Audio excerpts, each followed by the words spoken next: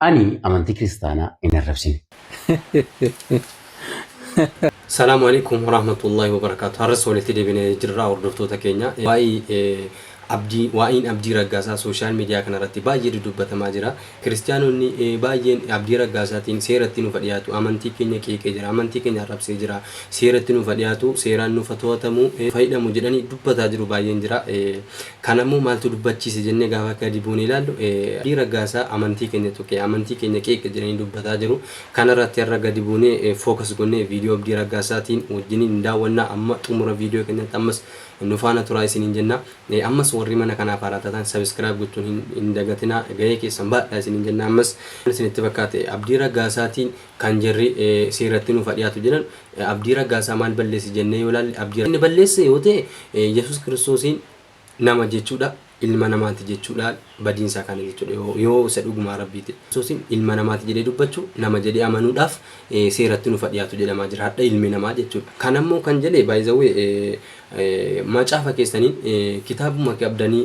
waaqarraa bu'e jettanii amantaniin isumaan seeratti nu fadhiyaatu seeraan nu fatawatamu jechuun keessan waan inni olle gara fuulduraatti maaliif yoo jettan abdii ragaasaa waan macaafni keessan jedhe isiniif jedhe malee waan Yesuus Kiristoos ofiin jedhe malee gonkuma ofirraa fuudhee wanti ni dubbate hin jiru jechuudha tileebiyeema wanti amantii keessan arrabsee hin jiru jechuudha maaliif yoo jettan Yesuus Kiristoos ana ilma namaati jedhee dubbate akkamitti nu irraa dubbachuudhaan ana ilma namaa jedhee dubbate Wangele Yohaannis boqonnaa 8 lakkoofsa 40 irrattis ana nama jedhee dubbate Yesuus Kiristoos akkuma isin argitan akkamitti nuti waaqa jechuu ni dandeenya.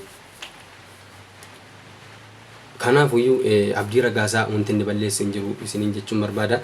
Mee viidiyoo jirri abdii ragaasaa amantii keenya qeeqee amantii keenya arrabse jedhanii dubbachaa jiran mee walumaan ilaallu mee viidiyoo abdii ragaasaa daawwadhaan isiniin jedha.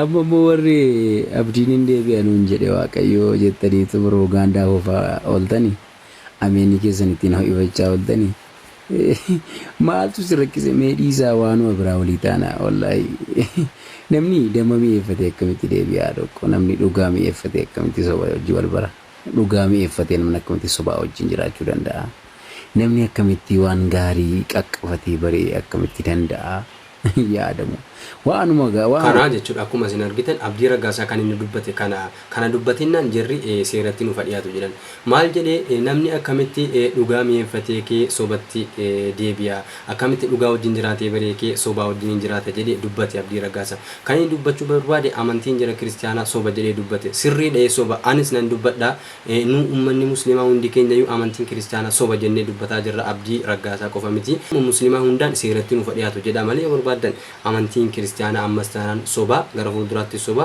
amma soba duraanis soba maaliif yoo jettan ragaa tokko ittiin qabdan jechuudha mee amantiin kiristaanaa amantii dhugaatii amantii waaqarraa fudhatama qabdu kan jedhu macaafa keessan irraa ragaa nu fiduu dandeessu tokko evidensii tokko qabdan jechuudha kanaafuu soba akkanatti asirratti dubbanna malee nu abdii ragaasaa ofirraa fuudhee wanti ni dubbase hin jiru jechuudha kanaafuu kana laaltanii itti qaanfachuu qabdan isiniin jedha wallahi itti qaanfachuu qabdan malee seeratti nu fadhiyaatu jechuu hin qabdanu abdii ragaasaa ammas wanti inni balleesse hin jiru wama dubbatamuu qaba dubbate inni beekamaadha abdii ragaasaa rabbiin dhugaa isaa baninnaan gara amantii islaamaa kana dhufee jira as dhiyeenya kana dhufee jira warri beektan hin beektanii kanaafuyyuu gonkuma abdii ragaasaa amantii keessan hin arrabsine hin arrabsuus immoo akka itti arrabsuus hin qabu maaliif yoo jettan dhaggeeffadhaa viidiyoo kana ammas Ani amantii kiristaanaa hin arrabsine. Assalaamu alaikum wa rahmatullahi wa barakatuh. Ani amantii kiristaanaa hin arrabsine. Hin arrabsuus. Sababiin isaa rabbi quraana isaa kabajamaa keessatti suuraa An'aam ayata 8 irratti akkas jedha. Namoota rabbiin gaditti waan biraa gabbaran waan isaan gabbaran sana jalaan arrabsiina beekumsaan alatti Allah keessan arrabsu waan ta'eef jedha. Kanaafiyyuu ani yoomiyyuu nama kan biraa arrabsuudhaaf yeroollee hin qabu mirgallee hin qabu. Warri amantii kiristaanaa arrabsite naan jetta yoo jiraate ani amantii kiristaanaa hin arrabsine. Warra garuu amantii kiristaanaa da'atanii amantii kiristaanaa arrabsiisuuf diraamaa irratti hojjechaa oolan garuu nan morma. Warri amantii kiristaanaa arrabsan warruma achi keessa ta'aniitu seera macaafaa malee dokterinii mawaldaa kiristaanaa malee kallattii garaagaraatiin warra diraamaaf waan barbaadan taphachaa oolantu amantii kiristaanaa arrabsaa oolu. Anis beekaa isinillee beektu. Isaan seeratti dhiyeeffadhaa. Warra akka malee amantii keessan arrabsiisaa oolu. Warra akka malee amantii keessan gadi buusaa oolu. Warra akka malee amantichatti taphachaa oolu. Waan macaafa keessa hin jirre fuudhanii warra taphachaa oolan warra akka barbaadan dalagaa oolan isaaniin seeratti dhiyeeffadha. Warri amantii kiristaanaa arrabsiisu warruma achi keessa taa'ee maqaa kana uffatee waan garaagaraa hojjetudha malee anaa miti. Ani yoomiyyuu amantii kootti nan boona. Ani musliima.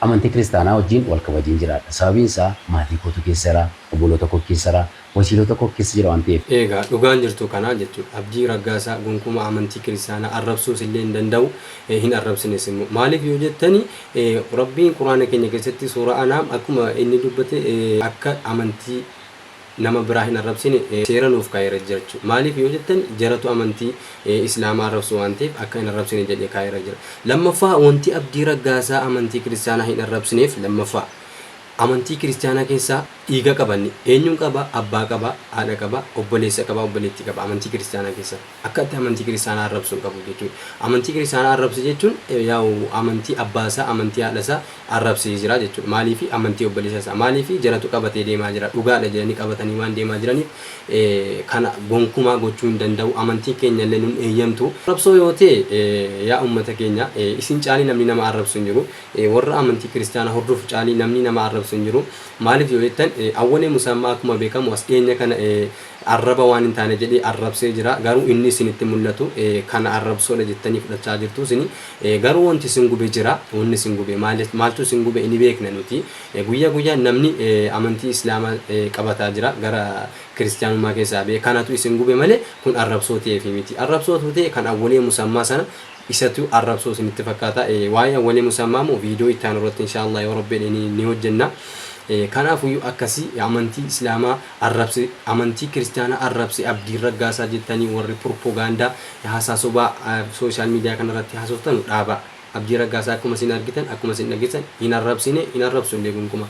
Maaliif ergi amantii musliimaatti dhufe namni tokko amantii nama biraa arrabsuuf mirga hin qabu gonkumaa. Kanaafuu akkasitti haasaa sobaan haasa'inaan isiniin jedha.